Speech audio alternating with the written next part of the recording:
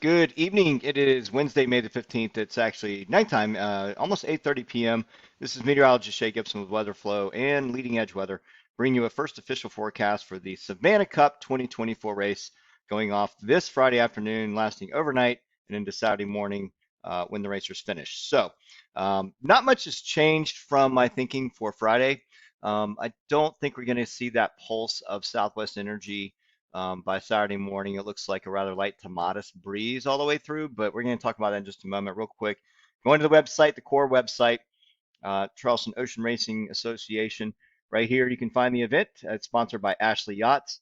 It's not too late to sign up, so please go there and check it out. You can find the forecast, which I'll put here, in the skipper's information right here, and then you go to the offshore weather, and this is where you'll find last night's preliminary outlook, and then tonight's. I'll be posting this as well. So going forward, looking at the forecast, it looks like what we have, again, we're going to be pinched in between a cold front or a backdoor front to the north. We have a sagging front or an undulating front sitting over Florida. So we're in between. And again, we have this very weak area of high pressure in between, right? So we have this upper low that's going to be moving across the southern Ohio Valley today, across West Virginia, and then eventually heading out to sea. That's been the main player for yesterday and today, which brought up some pretty strong southwesterly winds or south-southwest winds all afternoon with those sea breezes mixed with low-level jetting, and it really has cranked up winds along our beaches and inside the harbor too. So the thinking is again, we looked at the potential for these high pressure ridging areas to build in along the coastline. Anytime we have weak high pressure over an area where there isn't really like a very robust Bermuda high, with really good synoptic flow. Like when we have a big Bermuda eye out here, really driving the southerly winds up the coast, we tend to have more breeze with that. But with that said, we're still in a stagnant area in between two fronts, and eventually that warm front to the south is going to start to lift up towards the area. Some moisture, the moisture profile increases over the air, but I think most of that is going to stay to our west and to our north, and most of it's going to be kind of going up like this, probably feeding into that low. There's going to be another cold front developing up this way. A cold front will develop in time. This low will pull out of uh, Arklatex and start heading towards Kentucky and West Virginia, and that'll draw a cold front through the day Saturday, but a little bit too late after the race is over. So that means we're going to be stuck with a light southerly wind regime Friday morning, possibly building to modest values in the afternoon. If we look at right now, we're seeing, of course, a very healthy, robust sea breeze profile along with low-level jetting that's causing these winds to come up. I mean, we saw upwards into the 20s and gusting into the 30s out of Palms inside the harbor, a little bit less, but I'm just going to use the Fort Sumter Front Range light as the point of reference here, as we know that the tide will be outgoing this time, or I'm sorry, incoming at this time, and what you're going to have to deal with. So if we run all the available models for this, we're going to go forward, look at Friday, and we can see here that there is a little bit of a very, very light and probably variable flow. Could even be a little bit of fogging as we get into Friday morning as that warm front sits to our south. We have stagnant flow, warm air, and then our sea surface temperatures are high, so it doesn't look like it'd be anything more than a shallow fog, if anything at all, if there's going to be. Tends to be that way in the warmer air. We don't have very much dry air in the area. It looks like we're going to kind of keep the area a little bit moist. But Friday afternoon, looks like the HRRR is starting to sniff out a little bit of a higher breeze. I think we're going to stay right between that 6 to 10 knot mark through 2, 3 o'clock, maybe even bump up to 7 to 11 by late afternoon. I'm looking at directions here. A lot of model agreement is building on a south-southeast, more of like a 160-degree wind. I think we can probably get 180. If a sea breeze circulation does occur, we tend to get more south along the coast.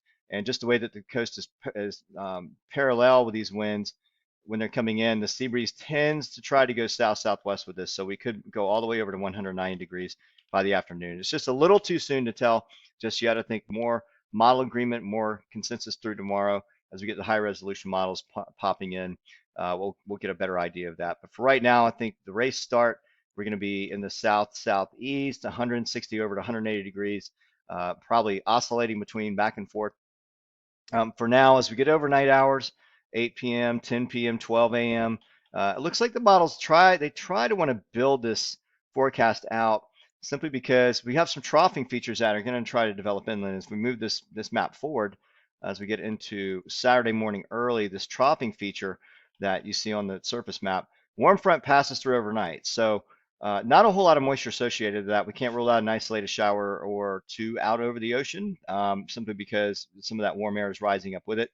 But that troughing feature could act as an artificial cold front, which draws a little bit of that nocturnal jetting just off the coastline. So, you know, basically with that said, you know, if we look at some of the other data offshore, we can start to postulate that, you know, the winds will likely come up a little higher.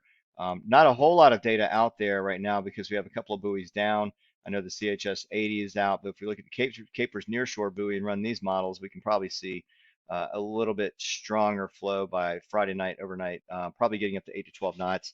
Again, southerly winds are going to be the telltale here as we get into Saturday morning. And it looks like the models want to build that wind a little bit. There's some disagreement.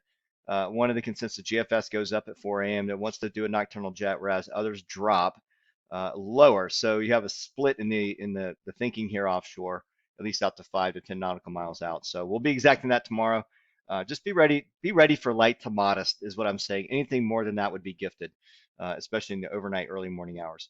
As far as precip goes, let's take a look at the NAM 12. We don't have anything really filling in on the 3 kilometer models or the HRRR, but if we go out in time, we go out into Friday afternoon into the night. It looks like a lot of that moisture I was just talking about stays to our west and to our north. Now this is just a medium resolution model run here based on the NAM 12, but it looks like a low is going to try to develop off the mid-Atlantic coast and pull that moisture away from us.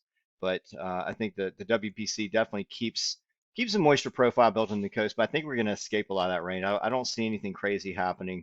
No MCSs or derechos heading towards the coastline to blow you over as they pass over the coastline. So that's the thinking on precip. I think we'll be okay overall. Moon phase, we're in a waxing gibbous moon again. Tides right now are neap tide phasing. So if we look at our harmonic rhythm of the tiding, we can see that we have a lower than normal high tide at 5.4, and then we have a higher than normal low tide at 1.6. So there's only about a 4.5 foot difference between the two. As we go out in time, we do see that neap tide peaks right about here tomorrow. As we get into Friday, we start to see the tide start to normalize a little bit more. We go up to nearly 6 feet and drop down to below 2 feet, and then it starts to improve over time as far as getting back to normal tides. But the outgoing tide is going to end. What time is this one on Friday? We're going to have the low tide, the ebb out at 1.7, and then we have the incoming tide that's going to be high at 5 o'clock p.m. So you'll be dealing with the incoming a flood tide for sure. Slowing down by late afternoon, going slack around 5. Of course, when you're out in the jetties and offshore, the currents still go through the jetties, but either way, as long as you know which direction the tide's coming. Nearshore Wave Prediction Center. We're going to just take the plot again from buoy 41003 or 033. That's the Edisto. If we go out, it looks like the swell heights are going to be below 2 feet as we go through Friday, which is good, about 1.5 foot swell. Coming in from it looks like the peak period is going to be around 6 seconds. Wind direction or wave direction right here. We can go through Saturday. Looks like we're going to be starting out right around, I would say, 80, maybe 90. Actually, I'm sorry, that's more like 150, 160. So it looks like the swell is going to be from the southeast at this point. So I was looking at the upside down on the map there.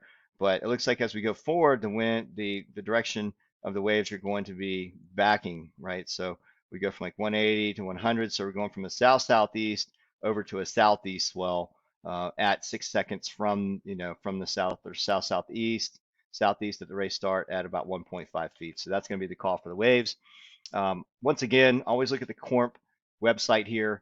This is a great site that shows, if you look on the right side of these, the CAP2 wave information, you can see the real-time wave heights out here, what's going on. Now, I did say that the winds, this platform is not reporting that buoy probably got hit by a ship and probably destroyed, which they have to go out and replace. So right now, we're still getting the wave information from it. And then also, same thing here at the Fripp buoy.